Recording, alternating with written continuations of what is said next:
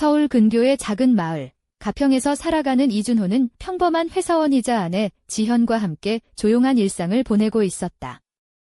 하지만 어느 날 밤, 그의 세상은 완전히 뒤바뀌고 말았다. 이준호는 아내의 어머니인 김미숙 씨에 대해 상상도 못한 비밀을 알게 되었고, 그 충격은 그를 깊은 혼란에 빠뜨렸다. 밤 3시, 이준호는 낯선 소리에 잠에서 깼다. 마치 누군가 조심스레 문을 열거나 오래된 자물쇠를 돌리는 듯한 미세한 삑 소리였다. 지현은 곁에서 깊은 잠에 빠져 있었고, 오래된 한옥 스타일의 미숙 씨 집안은 새벽의 정적 속에 묻혀 있었다. 집안은 습기와 담배 연기 냄새가 배어 있었는데, 이준호는 미숙 씨가 베란다에서 몰래 담배를 피우는 게 아닌가 의심했다. 마루 파는 배에서 삐걱거리는 낡은 배처럼 소리를 냈고, 어둠 속에서 작은 소리들이 더 크게 들려왔다. 이준호는 아내를 깨우지 않으려 조심스럽게 이불 밖으로 발을 내밀었다. 맨발로 차가운 마루를 밟으며 부엌으로 향했지만, 달빛에 반짝이는 바닥 외에는 아무것도 이상한 점이 없었다. 불안한 기운이 점점 그의 가슴속을 메우며, 그는 삐익 소리가 그냥 쥐소리가 아니라는 예감에 복도를 지나 거실로 발걸음을 옮겼다. 거실 한쪽, 창문 앞에 김미숙 씨가 서 있었다. 그녀는 가벼운 실크 소재의 잠옷 가운을 입고 있었는데, 일반적인 할머니의 헐렁한 옷차림과는 달리 몸에 부드럽게 감겨 그녀의 곡선을 은근히 드러냈다. 어깨에 흘러내린 검은 머리칼 한 올이 빛을 받아 반짝였고, 그녀는 손을 살짝 떨며 무언가를 만지고 있었다. 이준호가 기침을 하자 그녀는 깜짝 놀라 뒤돌았지만, 이내 미소를 지으며 낮과는 다른 은밀한 빛을 띤 눈빛으로 그를 바라보았다. 준호 씨, 밤에 왜 돌아다니시는 거예요? 잠이 안 오나요? 그녀의 목소리는 낮게 쉰 기운이 섞여 있어 귀를 쫑긋하게 만들었다. 이준호는 얼굴이 붉어졌지만 솔직하게 말했다. 그냥 이상한 소리가 들려서요. 쥐소리일 거라 생각했는데. 그가 말하는 동안 그녀는 부드럽게 웃으며 다가왔다. 쥐라고? 하하, 아니에요. 이 오래된 집은 가끔 자기 얘기를 하거든요. 삐걱거리기도 하고 때로는 낮은 소리로 속삭이기도 하죠. 그녀의 말투는 장난기 가득했지만 동시에 무언가 숨기는 듯한 미묘한 긴장감이 느껴졌다. 이준호는 뒤로 물러서며 문 쪽으로 향했지만 그녀는 그를 가볍게 불렀다. 조심하세요. 준호 씨 밤중에 돌아다니면 나처럼 무슨 일 하는지 들킬 수도 있잖아요. 그녀가 웃으며 몸을 돌리자 가운이 살짝 흘러내려 어깨선이 드러났다. 그 순간 이준호는 무심코 그 움직임에 시선을 빼앗겼다. 그리고 그 순간부터 그의 밤은 이전과는 전혀 다른 미스터리로 가득 차기 시작했다. 어느덧 시간이 흘러 이준호는 잠을 청하려 애썼지만 마음 한켠에 걸린 무언가가 계속 그를 괴롭혔다. 다시 들려온 삐익 소리와 함께 집안은 마치 살아있는 것처럼 숨을 쉬기 시작했다. 이번엔 단순한 쥐소리가 아니었다. 윙윙거리는 듯한 지속적인 진동음과 가끔 섞인 숨죽인 신음소리가 그의 신경을 곤두세웠다. 오전 3시 직전, 달빛은 여전히 창문을 통해 거실 바닥에 은은한 빛을 내리쬐고 있었다. 이준호는 조심스레 이불 밖으로 몸을 빼내어 발을 조심스럽게 디뎠다. 마루파는 그의 움직임에 민감하게 반응하며 삐걱거렸다. 집안의 오래된 가구들이 어둠 속에서 괴상한 그림자를 드리웠고 그 그림자들은 마치 살아있는 것처럼 미묘하게 움직였다. 진동 소리는 거실 안쪽 미숙 씨의 방에서 뚜렷해졌다. 그는 가슴이 두근거리면서도 두려움을 억누르고 문에 귀를 대고 소리를 들었다. 기계음 같기도 하고 때론 불규칙하게 멈추는 듯한 윙윙 소리 뒤에 깊고 극적인 한숨이 들렸다. 이준호는 손이 떨리며 문 손잡이를 잡았다. 문틈 사이로 새어나오는 황금빛 빗줄기는 복도 바닥에 선명한 줄무늬를 그렸다. 살짝 문을 밀어젖히자 그가 본 것은 충격 그 자체였다. 김미숙 씨는 침대 끝에 앉아 있었다. 그녀가 입은 꽃무늬 실크 가운은 불규칙하게 벌어져 은근히 속살을 드러내고 있었다. 얼굴에는 급히 바른 듯한 두꺼운 보습 크림이 얼룩덜룩했고 그 때문에 마치 코미디 배우처럼 보였다. 그러나 그녀의 눈빛은 날카롭고 강렬했다. 그녀는 빠르게 가운을 무릎 위로 끌어올리며 몸을 감쌌고 그 움직임은 마치 숨겨야 할 비밀을 보호하는 듯 했다. 왜 또 왔어, 준호야? 잠이 안 오나 봐. 그녀의 목소리는 날카롭고 비명 같은 톤이 섞여 있었다.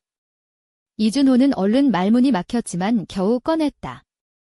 소리가 들려서 뭐가 고장난 줄 알았는데 그녀는 웃음을 터뜨렸다. 고장.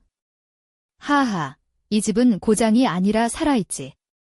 너도 곧 알게 될 거야. 그러고는 손에 쥐고 있던 작은 금속 물건을 살짝 숨겼다. 그것은 자물쇠의 열쇠 같기도, 기계 부품 같기도 했다. 소리라니? 너 진짜 궁금하구나. 그녀가 다가오며 눈빛을 반짝였다. 너무 호기심 많으면 위험해, 준호 씨. 그 말에 이준호는 뒤로 물러섰다. 그러나 그녀의 존재감은 방 안을 꽉 채워 마치 그녀가 방의 중심임을 알리고 있었다. 난 이제 가볼게요. 이준호가 조심스레 말했다. 그녀는 가볍게 웃으며 그래, 조심히 가. 그리고 문 꼭 닫고. 알겠지? 내가 뭘 하는지 알게 되면 깜짝 놀랄걸. 그러고는 창가에 서서 다시 한번 가운이 살짝 흘러내려 어깨가 드러났다. 이준호는 그 모습이 우연이 아니라는 생각에 혼란스러워하며 방을 나왔다. 그날 밤 그는 잠을 이루지 못했다. 저 금속 물건은 무엇일까? 왜 미숙 씨는 밤마다 이렇게 불가사의한 행동을 하는 걸까?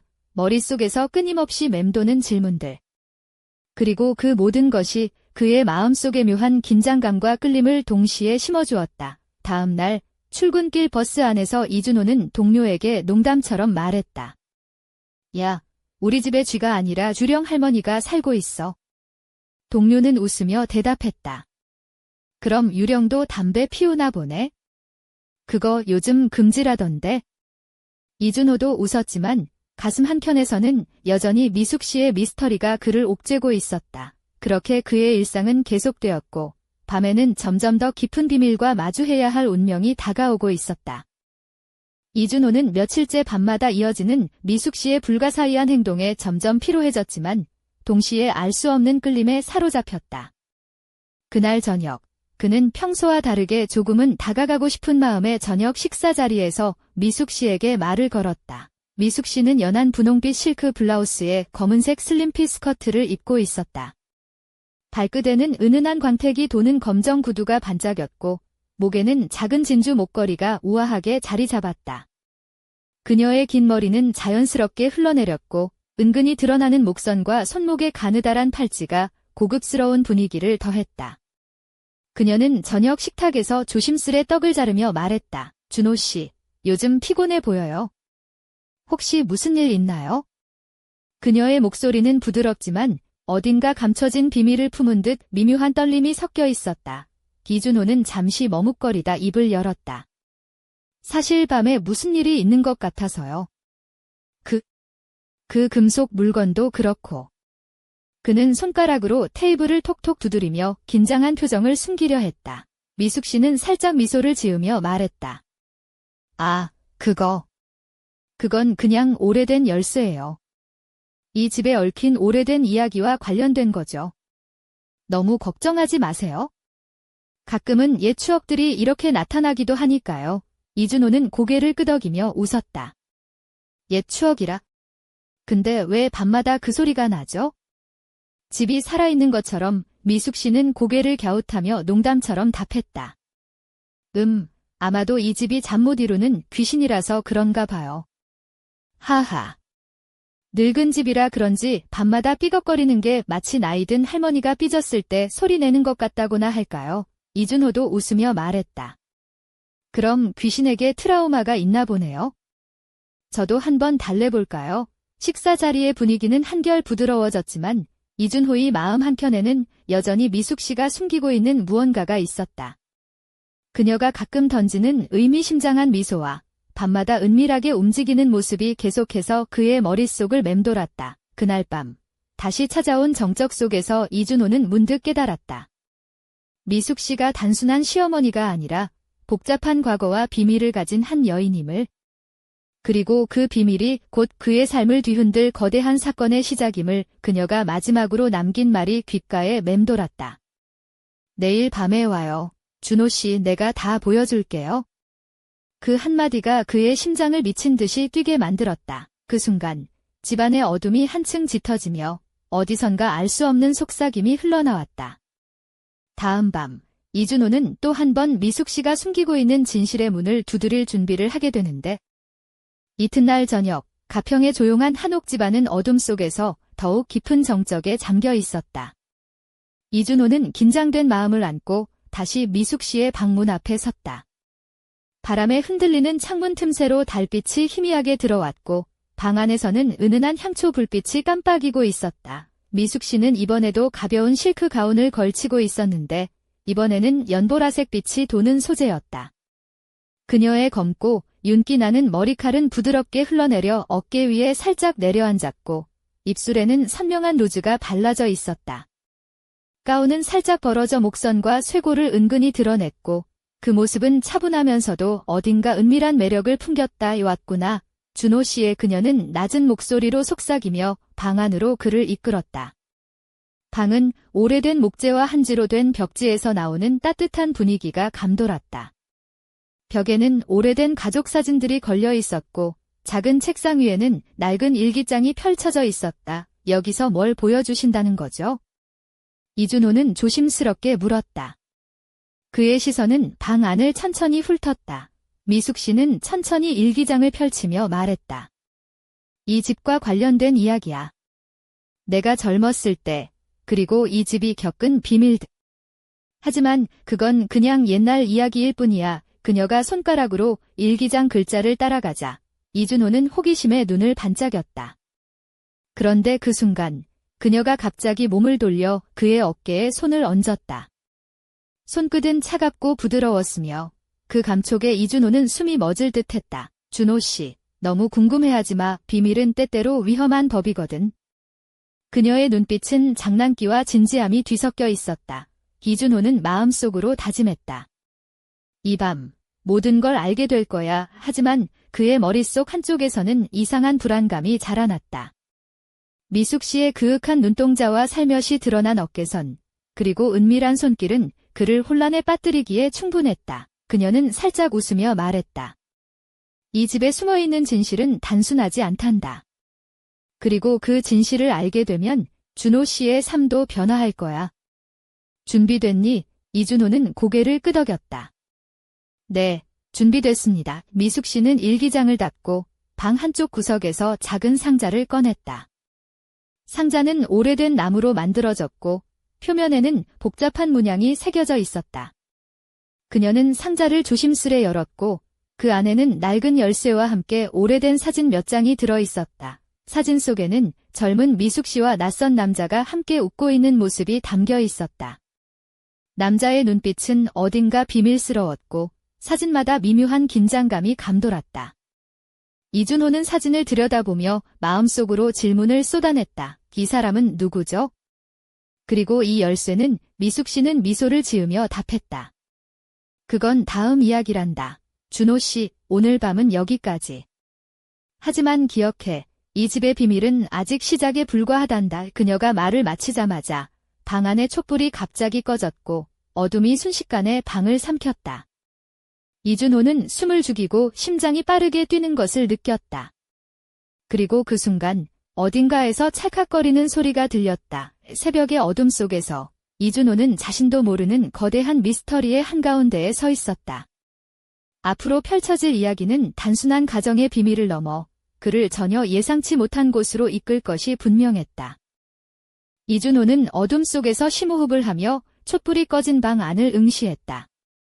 찰칵거리는 소리의 근원을 찾으려 고개를 돌렸지만 빛이 사라진 공간은 마치 시간조차 멈춘 듯 고요했다. 그의 손은 자연스럽게 상자에 닿았고 차갑고 무거운 낡은 열쇠를 움켜쥐었다. 그 순간 방 안 공기가 갑자기 차가워지며 머리끝까지 소름이 돋았다. 준호 씨. 미숙 씨의 목소리가 어둠 속에서 속삭이듯 울렸다. 이 열쇠는 단순한 열쇠가 아니야? 이 집과 우리의 기억, 그리고 숨겨진 과거를 여는 문이지. 그녀가 다가오자 은은한 향수 냄새와 함께 살짝 스치는 가운 자락이 그의 피부를 간지렸다. 이준호는 무의식적으로 몸을 뒤로 빼려 했지만 그녀의 눈빛은 그를 가두는 마법처럼 강렬했다. 너무 깊이 파고들면 빠져나오기 어려울 거야. 그녀의 말에 묘한 긴장감이 감돌았지만 이준호는 이미 마음속 깊은 곳에서 무언가에 끌려가고 있었다. 제가 감당할 수 있을지 모르겠지만 알고 싶습니다. 미숙 씨는 미소를 지으며 손을 뻗어 그의 턱을 살짝 들어 올렸다. 준호 씨, 조심해. 호기심은 때로 독이 된단다. 그녀의 손길은 부드럽지만 단호했고 이준호는 그 따뜻함과 차가움이 뒤섞인 감각에 혼란스러웠다. 그때 갑자기 창문 밖에서 강한 바람이 몰아쳤고 낡은 나무 창틀이 삐걱거리며 흔들렸다. 바람에 실려온 낡은 종이 한 장이 방 안으로 날아왔다. 이준호가 그 종이를 집어들자 거기에는 희미한 글씨로 진실을 마주할 준비를 하라는 문구가 적혀 있었다. 누가 이런 걸? 그가 중얼거렸다. 미숙 씨는 눈을 반짝이며 말했다. 이 집은 우리만의 비밀을 원치 않아. 누군가가 우리를 지켜보고 있는 거야. 이준호는 마음속 깊은 곳에서 불안과 호기심이 뒤섞인 감정을 느꼈다. 이 모든 게 단순한 가정의 문제가 아니라는 건가요? 그래, 준호 씨, 이 집과 우리 가족의 역사는 생각보다 훨씬 복잡해. 그녀가 속삭이듯 말했다. 진실은 곧 밝혀질 거야. 하지만 그 전에 너도 준비해야 해. 그녀의 말이 끝나자마자 방 안의 불빛이 다시 돌아왔고 미숙 씨는 조용히 등을 돌려 창가에 섰다. 창밖 어둠 속에서 누군가의 그림자가 스치고 지나가는 듯 했다. 이준호는 그 그림자를 쫓아가려 했지만 발걸음은 얼어붙은 듯 움직이지 않았다. 마지막으로 미숙 씨가 돌아서며 낮고 은밀한 목소리로 말했다. 준호 씨, 내일 밤 다시 올 거지? 그때야말로 진짜 이야기가 시작될 테니까. 이준호는 떨리는 목소리로 대답했다. 네, 꼭 올게요. 문이 닫히는 소리와 함께 그는 홀로 남아 깊은 밤의 미스터리 속으로 점점 더 빠져들었다. 그리고 그 어둠 속에서 누군가가 그의 이름을 조용히 불렀다. 준호야. 준비됐니?